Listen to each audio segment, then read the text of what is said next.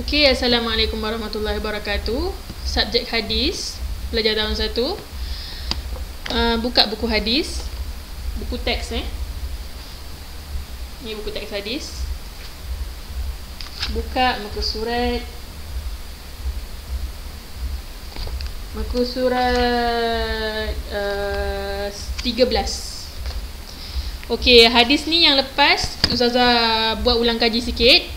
Yang lepas kita dah belajar tentang kepentingan niat. Kita tak habis lagi bab kepentingan niat Kita dah belajar niat tu apa, apa fungsi niat ni, hadis tentang niat. Innamal a'malu binniyat. Setiap amal tu berserta dengan niat. Wa innama likulli imri'in ma nawa. Dan setiap benda tu, apa yang kita buat, apa dibalas dengan apa yang kita niatkan, apa setiap amalan kita tu. Kalau kita niat kerana manusia, dapat pahala tak? Tak dapat pahala walaupun kita buat benda baik. Walau kita niat kerana Allah, walaupun kita makan ni niat kerana Allah, kerana nak beribadah kepada Allah, kita dapat pahala sebab niat kita. Lagi satu saya dah cakap sebelum ni, kat kelas sebelum ni, kalau kita niat saja yang baik, kita niatkan contoh, esok saya nak puasa, tapi kita tak puasa pun esok, kita still dapat pahala sebab niat kita. Kalau kita nak buat dosa, kita nak buat jenayah, contoh nak mencuri, niat nak mencuri tapi tak mencuri, tapi dapat pahala ke tak? Dapat dosa tak? Tak dapat. Kalau setiap kejahatan tu, selagi kita tak buat, kita tak dicatat dosanya walaupun kita dah niat nak buat. Niat tu tak dikira. Tapi kalau kebaikan, kita niat je, kita dah dapat pahala. Macam tu. Sayang tak Allah kat kita? Sayanglah, sebab tu dia buat gitu. Dia Maha Pemurah. Okey, kita ulang kaji sikit niat tu apa. Tengok ni.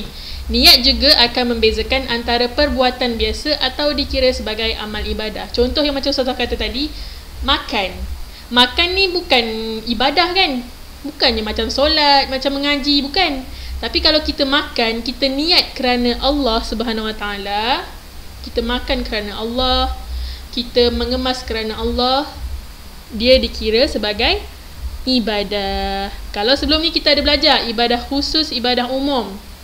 Ini saja apa dengan awak, dengan tahun 1 kan, ibadah khusus, ibadah umum. Setiap ibadah umum tu adalah perbuatan yang kita niatkan kerana Allah. Contoh, kalau kita makan, kita niat kerana Allah, itu dah dikira ibadah. Okey?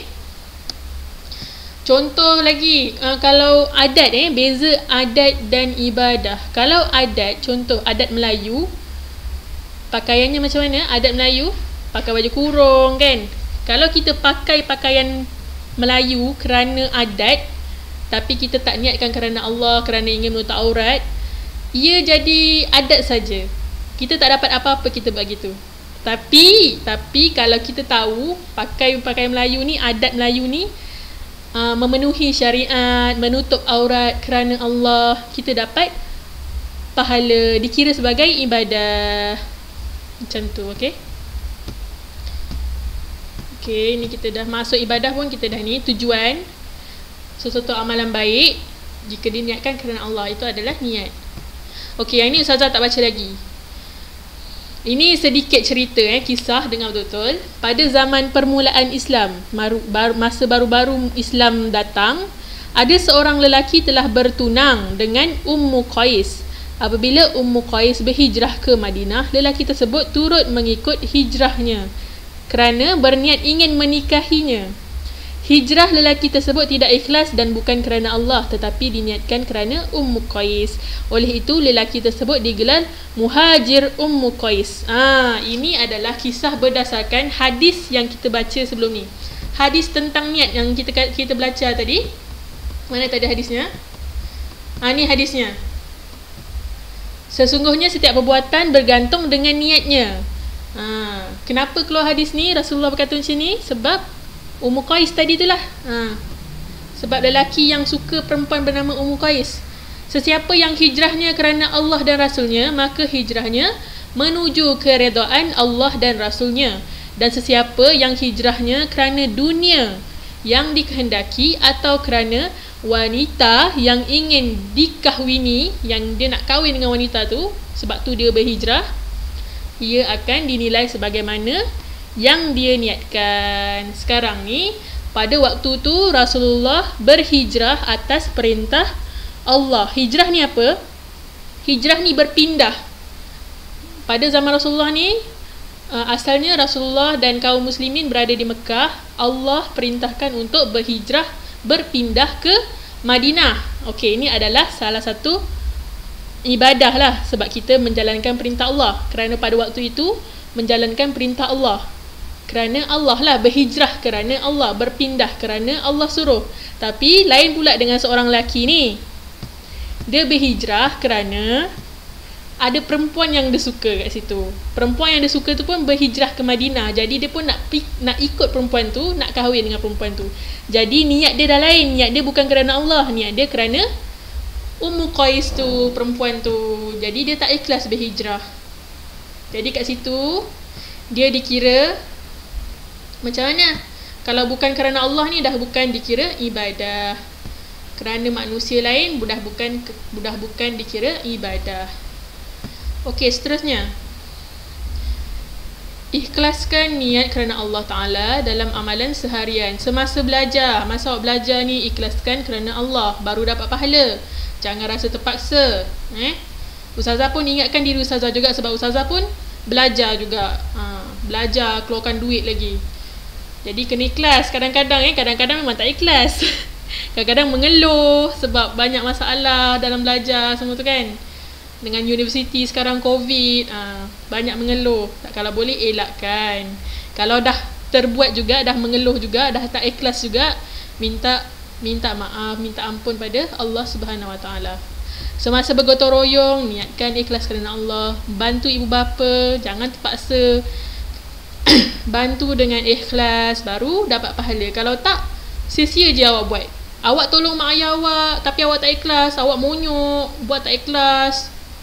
Awak dapat penat, satu. Lepas tu awak tak dapat pahala, rugi dah. Semasa mendirikan solat, ikhlaskan diri. Jangan kerana manusia. Buat apa-apa amalan kerana Allah, jangan kerana manusia. Kalau kerana manusia, kita tak dapat apa-apa. Walaupun awak solat, tapi awak buat kerana manusia, tak dapat apa-apa. Bahkan ada ulama yang kata tak boleh, haram kerana manusia. Sebab seperti kita menyekutukan Allah, kita menduakan Allah. Sebab amalan solat ni hanya untuk Allah, tapi kita buat untuk manusia. Dah habis semua. Membantu guru, okey, ni biasalah. Ikhlas dalam amalan. Kepentingan ikhlas dalam amalan. Pertama, membentuk akhlak yang mulia. Kedua, hati menjadi bersih. Ketiga, mendapat pahala daripada Allah dan merapatkan hubungan kasih sayang. Cara memelihara niat. Macam mana nak niat ni, bagi niat kita ni betul? Ikhlaskan hati kerana Allah. Ini yang pertama sekali lah. Yang pertama, kita kena buat kerana Allah. Kena redha. Kena bergantung dengan Allah.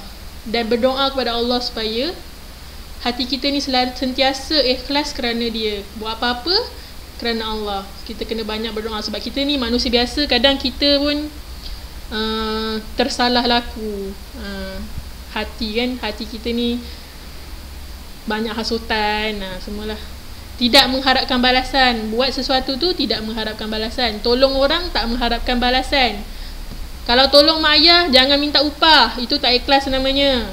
Tolong tu kerana Allah. Ini kalau awak minta upah, itu dah nampak tak ikhlas. Kalau tak ada upah, awak tak nak buat. Itu bukan. Segera melakukan amal ibadah. Banyakkan amal ibadah lah. Menyembunyikan amalan baik. Salah satu macam mana nak ikhlas, kita sembunyikan apa kebaikan kita. Contoh, kita bersedekah, kita tak tunjuk kat orang.